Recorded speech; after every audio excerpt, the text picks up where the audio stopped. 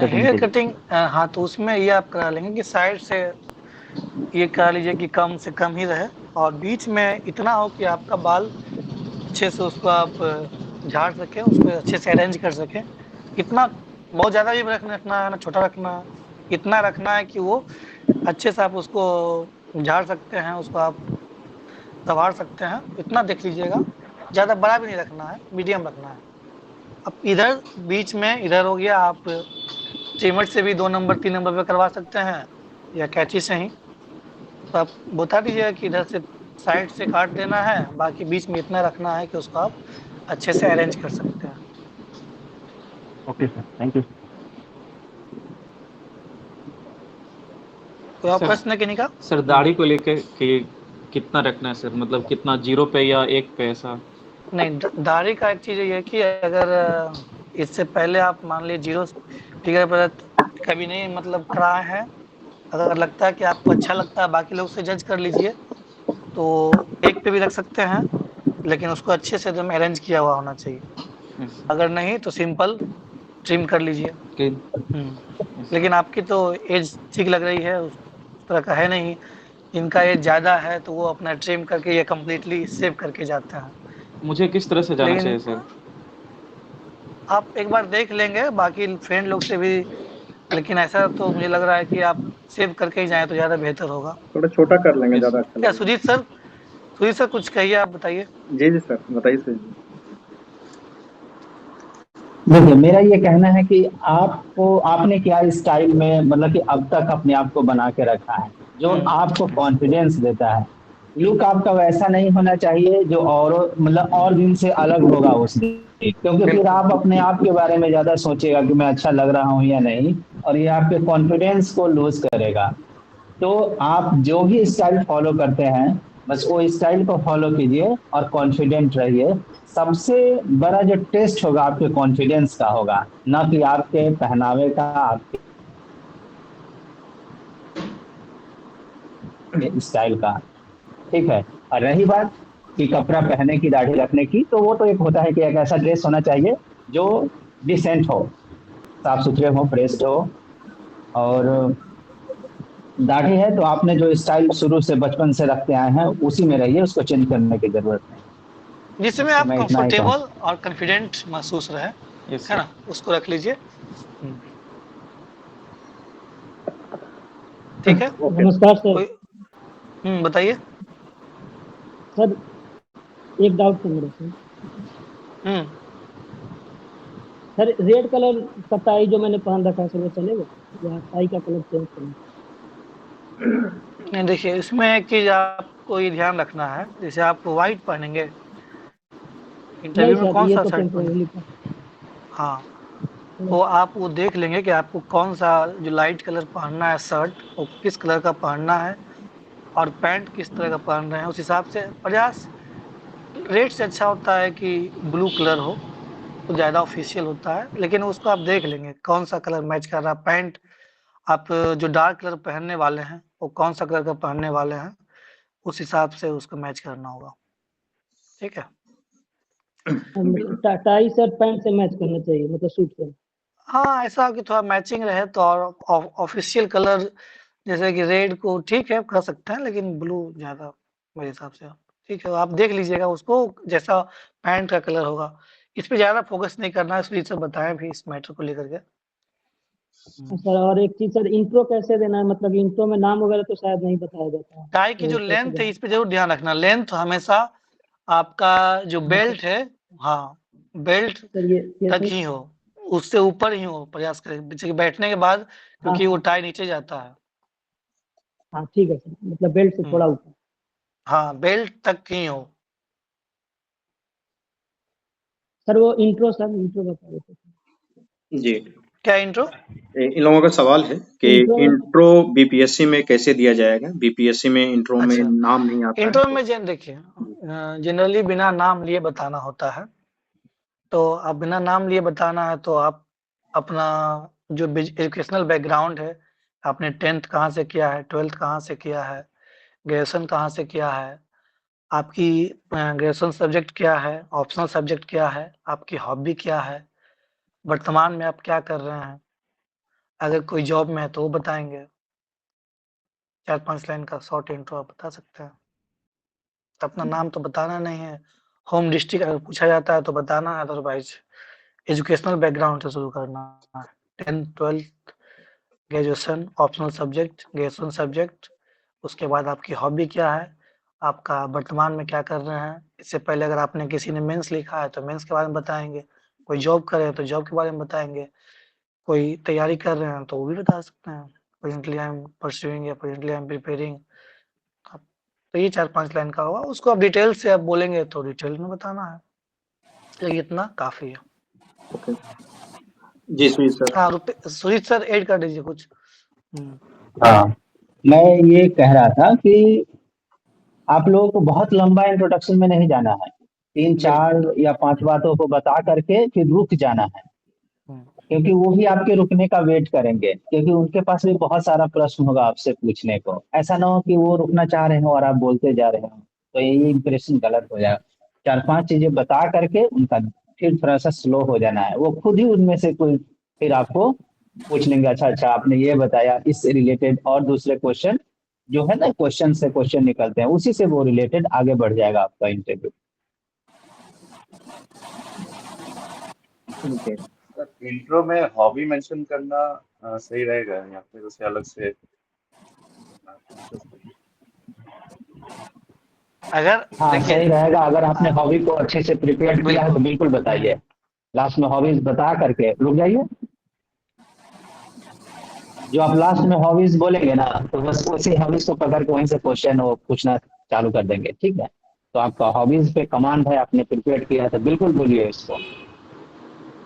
Sir आयोग के पास हमारा डिटेल्स रहता है सर, क्या रहता है सर उनके पास हमारा डैफ जैसा कुछ, प्रपत्र 1 प्रपत्र 2 ये सब जो भरवाए तो उनके पास रहता है? देखिए इस बारे में 100% कहा नहीं जा सकता है, क्योंकि मैं अपना एक्सपीरियंस बता, को इंटरव्यू फेस किया है। एक बार तो उन्होंने ऐसा लगा कि शायद उनके पास नहीं होता है, जब अगली बार गया तो ऐसा लगा कि उनके पास सब चीज़ पता है। बस वो जो उनके पास है वो मैं बता रहा हूँ कि नहीं, कुछ गलत छुपा तो नहीं रहा हूँ। तो ये मान के चलना है अगर कि उनके पास डिटेल्स मोटा मोटी होती है, आपका कहाँ तक पढ़े हैं, ऑप्शनल क्या है, और आप मतलब जो भी पोस्ट प्रेफरेंस वगैरह मोटी बातें रहती होंगी। या फिर आपको वो ऐसा हो सकता है कि वो जज कर लें, अच्छा अच्छा ये लड़का डिसेंट है, अच्छा एजुकेशनल क्वालिफिकेशन बेसिस अच्छा है, तो ये अच्छा ये मतलब कि पुलिस सेवा को चुना होगा। तो ऐसे ही पूछेंगे आपसे कि आपने पुलिस सेवा चुना है क्या, आप बोलिएगा हाँ। तो जो बैठे हैं ना वो बड़े एक्सपीरियंस पर्सन होते हैं, यस तो उनसे छुपाना नहीं है, इनसे कोई चीज़ छुपाना नहीं है, जो आप भर के देते हैं उन्हीं पे बात होगी। कॉन्फिडेंट रहना है, ये जानना है कि ये हमारे बारे में जानते हैं, बस उसी को कंफर्म करना। जब इतना जान लीजिएगा तो कॉन्फिडेंस बना रहेगा आपका। यस कार्तिकेयन जी सर कंटिन्यू किया। सर ये दूसरे स्टेट का मेंस वगैरह दिए हैं तो वो सब बता सकते हैं क्या?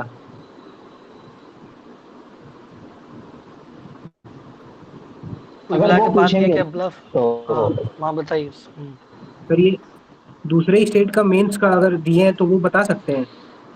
जी बताइए। आप कहाँ बताएंगे, आप कहाँ बताएंगे ये चीज, आपके मन में क्यों आ रहा है ऐसा कि बताना सर चाहिए। जैसे अभी सर बोले कि कोई स्टेट का मेंस वगैरह दियो तो वो फिर वो बता हाँ सकते हाँ, हो, तो ये बताना है? एजुकेशनल क्वालिफिकेशन में बहुत सारी चीजों को ऐड नहीं कीजिए, वो आपसे खुद पूछेंगे डीप में जा करके, कि आपसे पूछेंगे कि आपने ये पहला मीन्स लिया है, दूसरा या इंटरव्यू के बारे में पूछेंगे, फर्स्ट अपियरेंस है, सेकेंड है, थर्ड है, तो आप उस समय बता सकते हैं कि सर मैंने यूपी पीसीएस या जो भी हो वो भी मेंस लिखा है सर, पर इंटरव्यू के सर लिए शायद ये। ये सर नेगेटिव तो नहीं करेगा? जैसे मैं उत्तराखंड का भी मेंस 2 बार, इस बार दे देना है, पिछली बार दिया, यूपी का मैं 4 बार दे चुका हूँ, तो सर ये कुछ नहीं नेगेटिव? नहीं, ये तो पॉजिटिव है ना, कि आप मेंस तक जा इंटरव्यू तक जा रहे हैं, मेंस लिखे हैं आप, ये तो पॉजिटिव है ना, डेडिकेशन शोज करता है आपका। गलत कहाँ है। सर ऐसा कुछ तो नहीं कि बोलेंगे आप तो उधर भी उत्तराखंड भी दे रहे हो, यूपी भी दे रहे हो, तो आपका इधर फोकस ही नहीं है, आपका इधर कुछ? बड़े अनुभवी लोग होते हैं, जानते हैं कि बेरोजगार लोग कहाँ कहाँ घूमता है, ठीक है, उनको ब्लफ नहीं आपकी करना है। आपकी ये कहीं भी क्वालिटी मौका दिखा रही मिलेगा है। आप जरूर इंटरव्यू दें। वो आपका पॉजिटिविटी दिखाता है कि आप बिहार के बारे में उतने ही अवेयर है जितना उत्तराखंड के बारे में, ठीक है, तो आपका जो पॉजिटिव ये रहना है, परसेवरेंस नेगेटिव है, नहीं। परसिस्टेंस है, इसकी भी तो क्वालिटी है, ये भी तो दिखा रही है ना। तो और उसको पॉजिटिव में मिल लीजिए। सिविल ठीक सर्विसेज है के प्रति जो आपकी जिज्ञासा है, यही तो शो करता है। बिल्कुल। बिल्कुल। तो ठीक। और कोई जनरल क्वेश्चन हो तो सुजीत सर से, कार्तिकेयन सर से पूछ और सकते सर हैं। ये सर जो शुरू में ये ग्रीट करते हैं वो सर हिंदी में प्रणाम वगैरह बोलना ठीक रहेगा कि गुड मॉर्निंग और ये गुड आफ्टरनून चलेगा? हिंदी में बोल दीजिए ना, ठीक रहेगा। सब लोग अपने ही लोग होते हैं, बिहार के लोग हैं। वो आपसे ऐसे, आपको बस उससे नीचे नहीं उतरना है। आप प्रणाम सर बोलिएगा ना, ज्यादा कनेक्टेड फील होते हैं वो लोग, और बहुत अच्छा। अच्छा इम्प्रेस जाता है।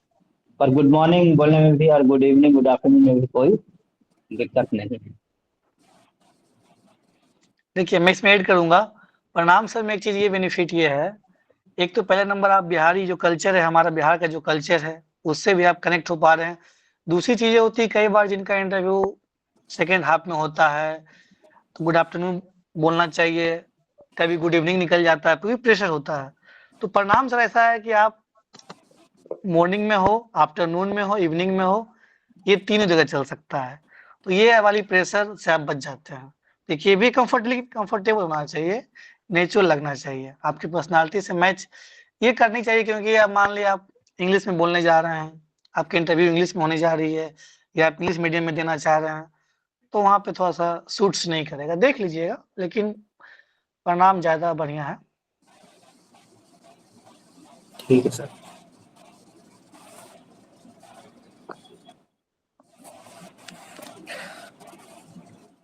ओके।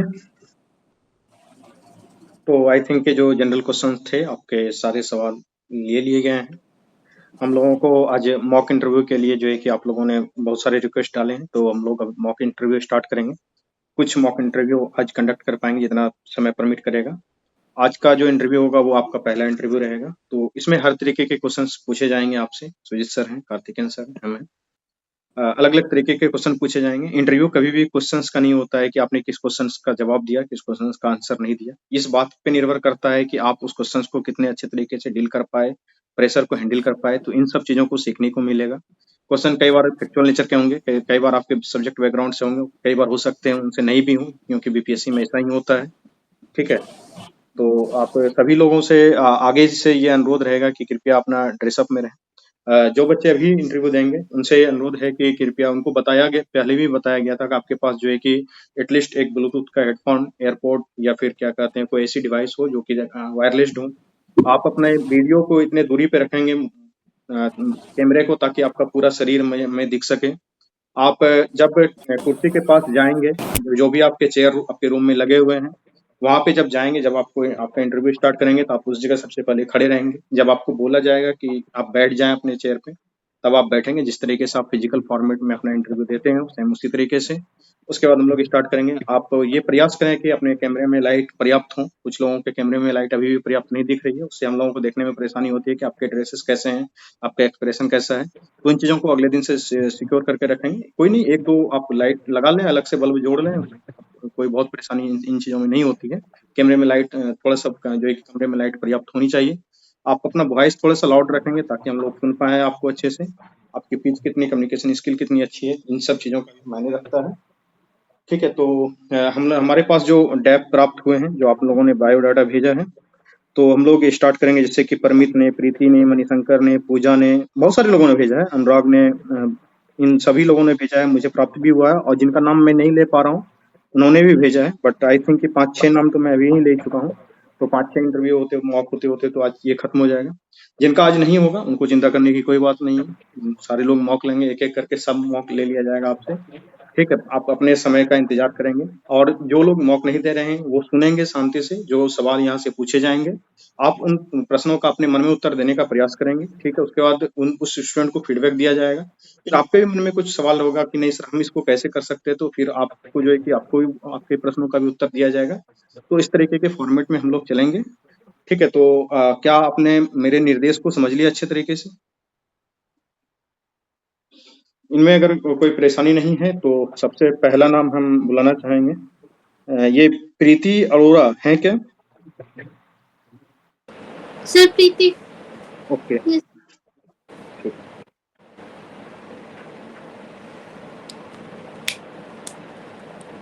देखिए, आप लोग इन चीजों को ध्यान रखें कि जब कोई इंटरव्यू पैनल में इंटरव्यू स्टार्ट होता है तो बहुत सारे बातों पे जो है कि इन चीजों का निर्भर किया जाता है। आपके मार्क्स कहाँ पे निर्भर होते हैं, जैसे कि आपने ड्रेसेस कैसे पहन रखे हैं, आपकी एंट्री कैसी है, एग्जिट कैसी है, ग्रीटिंग कैसे किया आपने, आपका कम्युनिकेशन स्किल कैसा है, बैठने का तरीका कैसा है, आई कॉन्टेक्ट कितना है आपका, वॉइस की क्लियरिटी कितनी है, कंटेंट आप कितना अच्छा है, आपके नॉलेज कितने अच्छे हैं, सिचुएशन हैंडलिंग आपकी कैसी है, आप आंसर जो देते हैं वो कितने क्रिप्स देते हैं, आपके ऑप्शनल सब्जेक्ट में कितना नॉलेज है, आपका करंट अफेयर का अवेयरनेस कितना है। ठीक है, तो इन सब चीजों को आप जो है कि इंटरव्यू में ध्यान रखेंगे, क्योंकि इन्हीं सब बहुत सारे इस तरीके के पैरामीटर्स पे इंटरव्यू में मार्क्स दिए जाते हैं। आप इस बात को जानेंगे कि सवाल किसी भी इंटरव्यू का सबसे कम महत्वपूर्ण चीज होता है, क्योंकि कई सवाल आपके बाउंसर भी जाने वाले हैं, तो घबराना नहीं है। इसलिए मैं स्टार्टिंग में ही बता देता हूँ कि सवाल किसी भी इंटरव्यू का सबसे कम महत्वपूर्ण चीज होता है। सवाल का उत्तर ना आना, उत्तर आने से तो हमेशा ही बेहतर रहता है कि आपको उत्तर आना चाहिए। अगर नहीं भी आता है तो भी बहुत चिंता नहीं करनी है। सवाल आपको इंटरव्यू में पूछे ही इसलिए जाते हैं ताकि उसके बहाने से आपका व्यक्तित्व को हम लोग जान सकें। तो इसी जानने की प्रक्रिया को ही हम लोग जो है कि व्यक्तित्व परीक्षण कहते हैं। तो इसी व्यक्तित्व परीक्षण का हम लोग शुरुआत करने जा रहे हैं। तो सबसे पहले हम लोगों ने प्रीति को इन्वाइट किया है, उसके बाद मणिशंकर हैं और क्या कहते हैं, और भी बहुत सारे बच्चे हैं। तो आप लोग हैं साथ में बने रहेंगे तो एक करके जो है कि बुला लिया जाएगा, आपको बोला जाएगा। ठीक है सर कितने लोगों का आज हो पाएगा? देखते हैं, जितना भी लोगों का हो पाएगा मैक्सिमम प्रयास किया जाएगा लेने का। ठीक है, और सर नहीं तो फिर कल? हाँ, फिर अगले दिन जो है कि आपको नोटिस मिल जाएगा उसका विशेष। अच्छा सर ठीक और है। इंटरव्यू के बीच बीच में क्लासेस भी चलेंगी। अभी ऐसा नहीं है कि वो कुछ टॉपिक्स हैं उनका क्लासेस बंद हो जाएगा, वो नहीं होगा। वो बीच में हम लोग क्लासेस भी लेंगे, क्योंकि कुछ बच्चों को कंफ्यूजन था अब सिर्फ इंटरव्यू चलेगा। नहीं, इंटरव्यू भी चलेगा, क्लासेस भी चलेंगे। अभी तो आपका नोटिस भी नहीं आया है कब से आपका इंटरव्यू स्टार्ट होना है, तो इसकी चिंता आपको नहीं करनी है, हम लोग हैं यहाँ आपके लिए। ठीक है, तो पैसेंस रखिए, थोड़ा सा सुनिए, सुनने से सीखने को बहुत मिलेगा। ठीक है, तो स्टार्ट करें। सर बाहर से आना है? अगर आपका कैमरा उस तरीके से एडजस्ट है तो आप बाहर से आ सकते हैं, अगर नहीं है एडजस्ट तो आप कुर्सी चेयर के पास खड़े हो सकते हैं। आपका पूरा बॉडी दिख नहीं रहा है। ओके। थोड़ा सा सेट कर लेना। अब थोड़ा सा कुर्सी को दूर लगाएंगे तभी आपको दिख पाएगा पूरा बॉडी। पैर से लेके सर तक दिखना चाहिए। Is it okay? अब बैठेंगे तो दिखेगा नहीं शायद। फिर तो दिक्कत हो जाएगा फिर। अब देख लें, बैठे अच्छा बैठे तो देख लीजिए। Sir sorry. नहीं, अब बैठे बैठे पहले टेस्ट कर लेते हैं। बैठे, ऐसे तो दिख नहीं रहा है। थोड़ा सा और कैमरा को ठीक करेंगे तो ऊपर दीवार का पोर्शन बहुत दिख रहा है। यस, आई थिंक ये बहुत ठीक है। अब ठीक लेकिन है। इसको एडजस्ट कर लेंगे। ठीक है, ओके, फिर तो स्टार्ट करें। आप खड़े हो जाएंगे अभी।